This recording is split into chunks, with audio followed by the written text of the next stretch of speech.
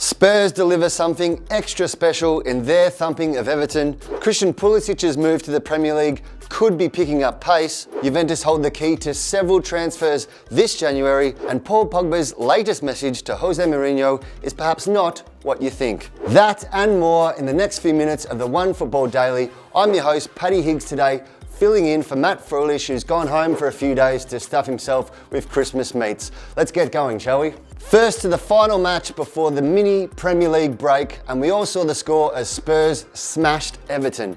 Harry Kane and Son both got doubles as Spurs fans were left rosier than Rudolph's nose, but the real winner was the Pochettino, Mrs. Pochettino to be more precise. That's because the 2-6 result represented a nice little anniversary present for the Pochettinos, as it was 26 years to the day they were married. Pochettino said after the match that it was a nice little present for his wife. We're unsure how she took it, but it was certainly a lovely gesture by her hubby. For Everton, the only silver lining was the fact that the result kept Tottenham in touch with the top of the table, where the Toffees' arch rivals Liverpool sit 4 points clear after Manchester City's shock loss to Crystal Palace. Could this be the Reds' year though? To the other leaders of the major European leagues this Christmas, Juventus are in familiar territory with an 8-point lead atop Serie A, while PSG have a similar stranglehold over in Ligue 1. It's rather more interesting in Spain, where Barcelona have the lead but are under pressure from Atletico Madrid and Sevilla, with Real Madrid still 8 points behind their Catalan rivals. In the Bundesliga, Borussia Dortmund have a 6-point advantage over Bayern Munich, but that's hardly going to be comfortable, with Bayern going to come very hard at them in the second half of the season. Keeping with a few of those clubs, but now moving to transfer talk, and Liverpool will try and keep their title tilt on track by moving for Christian Pulisic, potentially during the transfer window.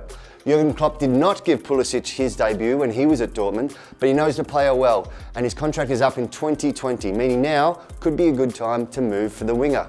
The Reds face competition from Chelsea for the signature of Pulisic, but he is said to favour a move to Merseyside. Pulisic is not having the greatest of seasons at Dortmund, but he is still a very important part of their squad. That being said, Dortmund may be more convinced to let him go if they land their replacement. And that favoured target is Thorgan Hazard, who's currently at Borussia Mönchengladbach, but of course is formerly of Chelsea. He's at the same stage of his contract as Pulisic, so only one more year to go after this season, and Dortmund favour that he might be the guy who comes in to replace Pulisic. One player more likely to leave Dortmund in January is Julian Weigl. He was of course a player who was highly rated. Manchester City were in for him quite some time ago, but he has struggled a little bit for game time under Lucien Favre, which means he might end up getting a long-term loan move to either PSG or Roma come January. As well as BVB, the other club rumoured to have a busy transfer window is Juventus, who potentially hold the key to a few ins and outs across Europe. Arriving could be Aaron Ramsey of Arsenal, with his contract still to be renewed at the Emirates. Joining him could be Romelu Lukaku, which seems a bit fanciful, to be honest. That being said, watching Cristiano Ronaldo yell at him again and again for losing yet another ball could be quite entertaining. Lastly, Douglas Costa is said to be heading the other way to Old Trafford for a fee of around £53.9 million. That would make him the fourth most expensive signing by Manchester United. Let's see how that one plays out. Keeping with United, to finish off today's show, Paul Pogba again made Mourinho-related headlines over the weekend, albeit this time for saying something nice.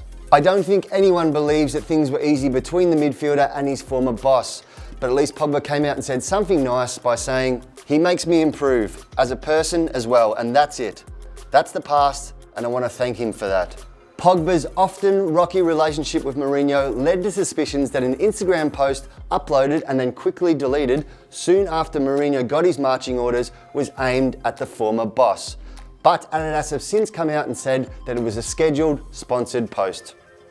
We can at least believe that Pogba's recent social media activity is completely Mourinho unrelated, given it's totally dedicated to the release of the Pogmoji, which is exactly what you think it is. That's it for today, and indeed our last daily before Christmas.